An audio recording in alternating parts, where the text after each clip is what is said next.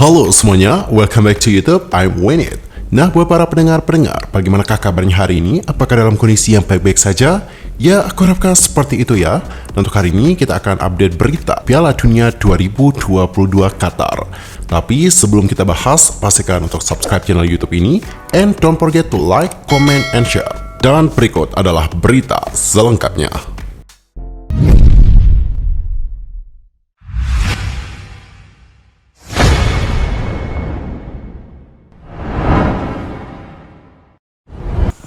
Di berita pertama, kita akan membahas tentang Lionel Messi yang diancam petinju Meksiko dikarenakan menaruh jersey di lantai.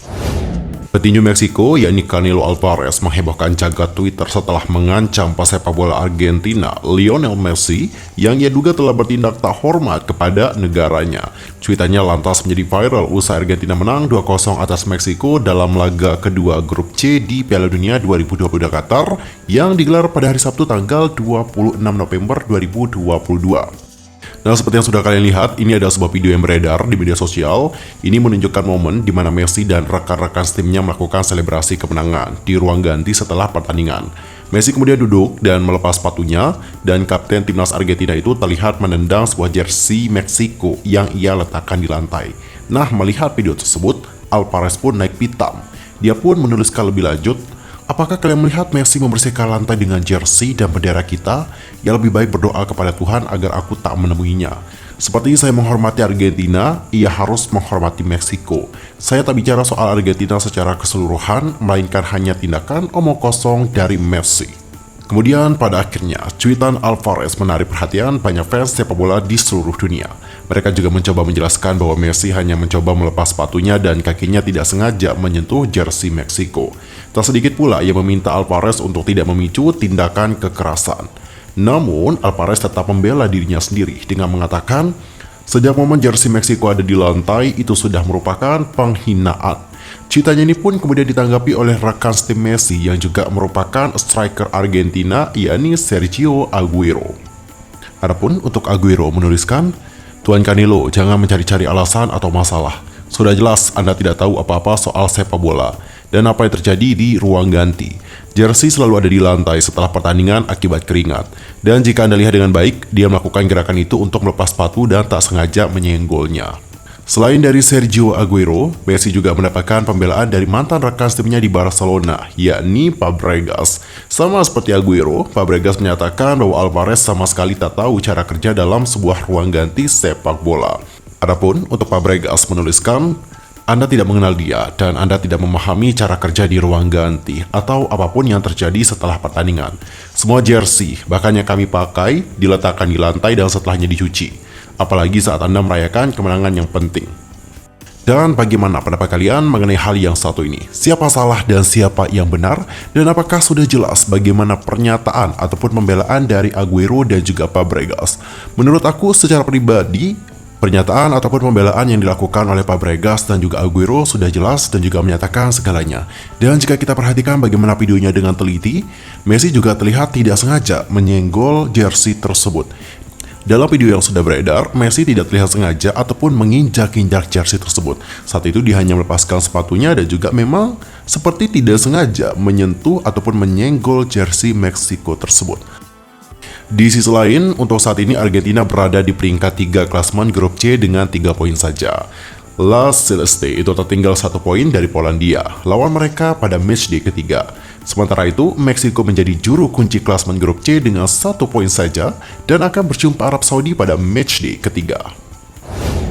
Next, ke topik yang kedua, kita akan membahas tentang daftar tim yang lolos dan juga gagal sejauh ini.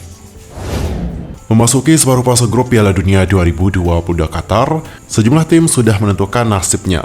3 tim sudah memastikan lolos ke babak 16 besar, sementara 2 lainnya dipastikan pulang lebih awal. Adapun untuk 2 tim yang tereliminasi adalah tuan rumah Qatar dan juga Kanada. Kedua tim tersebut gagal meraih 1 poin pun dalam 2 pertandingan pertama. Qatar itu juga menjadi tim pertama dari grup A yang masuk kotak usai ditekuk Ekuador dengan skor 0-2 dan juga ditekuk oleh Senegal dengan skor 1-3. Begitupun dengan Kanada. Kanada sendiri itu kalah 0-1 di tangan Belgia, lalu dihajar Kroasia 1-4 di laga grup F. Sementara untuk daftar tim yang memastikan lolos, diantaranya adalah juara bertahan Prancis, Brasil, dan juga Portugal. Ketiganya sempurna nih dalam 2 pertandingan pertama dengan koleksi 6 poin. Prancis yang menghuni grup D dengan mudah menggebuk Australia dengan skor 4-1 sebelum menang tipis atas Denmark 2-1. Kylian Mbappe dan kawan-kawan kini tinggal melakoni laga terakhir melawan Tunisia pada hari Rabu tanggal 30 November. Brazil di sisi lain juga meneruskan tren kelolosan ke fase gugur Piala Dunia usai mengalahkan Swiss dengan skor 1-0 di lanjutan penyisihan grup G. Sedangkan Portugal itu juga menjejak babak 16 besar Piala Dunia untuk kedua kalinya secara beruntun. Cristiano Ronaldo dan kawan-kawan meraih kemenangan atas Ghana dengan skor 3-2 dan juga Uruguay dengan skor 2-0 di grup H. Dan di berita terakhir, kita akan membahas tentang Karim Benzema. Baru-baru ini dikabarkan bahwa cedera dari Karim Benzema itu mulai membaik. Dan ini yang membuat Karim Benzema berpotensi membela timnas Prancis di pertandingan selanjutnya. Karim Benzema disebut bisa kembali lagi nih ke skuad timnas Prancis di Piala Dunia 2022. Hal itu lantaran peraih gelar Ballon d'Or 2022 ini dikabarkan telah pulih dari cedera dengan cepat. Menurut RMC Sport, Benzema dilaporkan telah mengikuti latihan penuh bersama dengan Real Madrid di minggu ini. Dan itu bisa mengindikasikan bahwa pemain 34 tahun tersebut dapat berseragam Le Blues dan juga bertolak ke Qatar. Peraturan FIFA juga memperbolehkan pemain yang pulih dari cedera untuk kembali merumput bersama dengan skuad di Piala Dunia jika memang sudah terdaftar sebelumnya. Namun, keputusan itu nantinya tetap berada di tangan Benzema dan juga sang pelatih, yakni Didier Deschamps. Sebelumnya, Benzema harus menepi dari timnas Prancis gara menderita cedera saat melakukan latihan bersama pada hari Sabtu tanggal 19 November. Pada kala itu, Karim Benzema mengalami kesakitan di bagian paha kiri sehingga membuatnya dipulangkan dari Qatar. Pria berusia 34 tahun itu lantas bertindak dengan cepat. Karim Benzema juga memutuskan untuk melakukan MRI di salah satu rumah sakit yang terletak di kota Doha, Qatar. Ia juga ingin mengetahui perihal tingkat keparahan cedera yang ia alami. Sayangnya pada kala itu, hasil tes MRI dari Benzema benar-benar buruk. Tim dokter yang memeriksa Benzema memperkirakan bahwa sang pemain membutuhkan waktu kurang lebih 3 minggu untuk dapat pulih.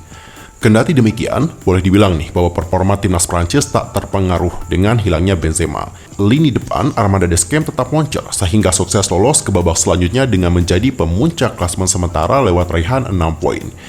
Kylian Mbappe dan juga Olivier Giroud adalah dua ujung tombak yang menjadi aktor utama ciamiknya penampilan Les Bleus. Hal itu juga dibuktikan kala Prancis melibas Australia dengan skor 4-1 pada Rabu tanggal 23 November yang lalu.